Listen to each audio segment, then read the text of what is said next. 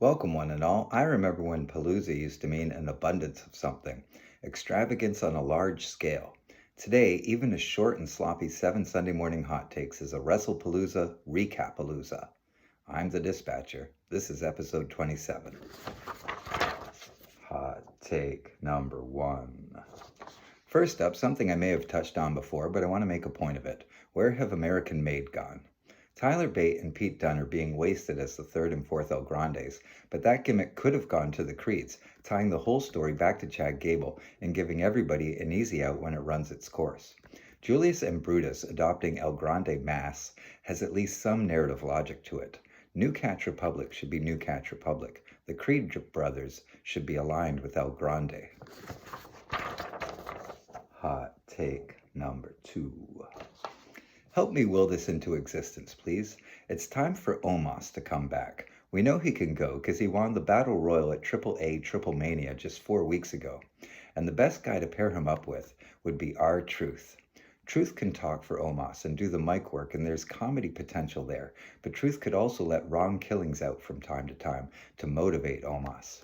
I got this idea when Truth said that Cena was his older brother, and I wondered, who could R-Truth refer to as his baby brother? There's only one right answer. It's Omos, and we call him the O-Truth. And then we have R-Truth and the O-Truth, and nothing but the truth. Hot take number three. Maybe this should be a regular feature on the show. A short list of the top sellers of the week. For this week, I'll give you my top three. In third place, Kofi Kingston taking a springboard Mexican destroyer from Penta on Raw.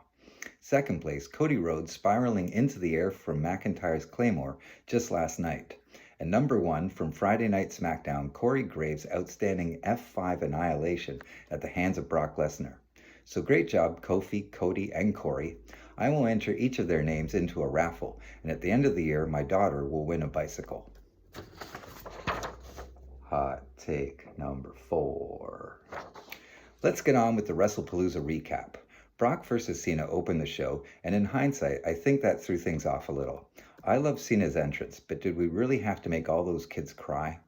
Now every kid wants to be that poor kid. Imagine how conflicted he feels today. I didn't expect Brock winning, but I don't think many people did.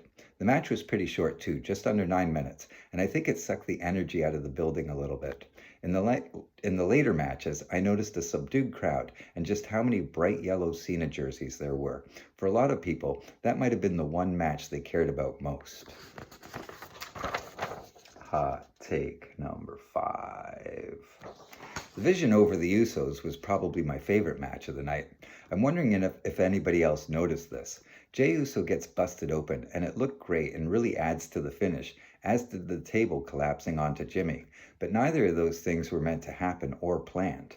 The table was just sheer luck and gravity, and it was actually LA Knight who positioned the table properly after Bronson Reed neglected to put the bottom legs up. But Jay's bloody face was the result, I believe, of him busting himself open somehow when he hit Breaker in the back with the chair. Somehow, as his arms were coming down, the bottom bar of the chair clips the top of his head and blood splashes out immediately. As I said, I think the color really added to the finish, but I think it was a complete accident. Hot take number six. Congratulations to Stephanie Vacour, the new Women's World Champion, but I'm disappointed for Io and think she deserves better. I'm also disappointed that Perth will apparently be denied Rhea versus Io, and if Vacour loses her first title defense to Rhea in 3 weeks, that seems like a waste. Vacour at one point hit a great springboard crossbody to the floor and scored the pinfall with a beautiful finisher from the top turnbuckle. I do want to say, I think the dragon screw is a heel tactic, and I think the devil's kiss would be better if it was called the Gratua kiss. Hot take number seven. I'm not really happy with either of the last two matches, and disappointed we didn't get Tiffany defending her title, so I'm going to roll all that into one unpleasant but convenient hot take.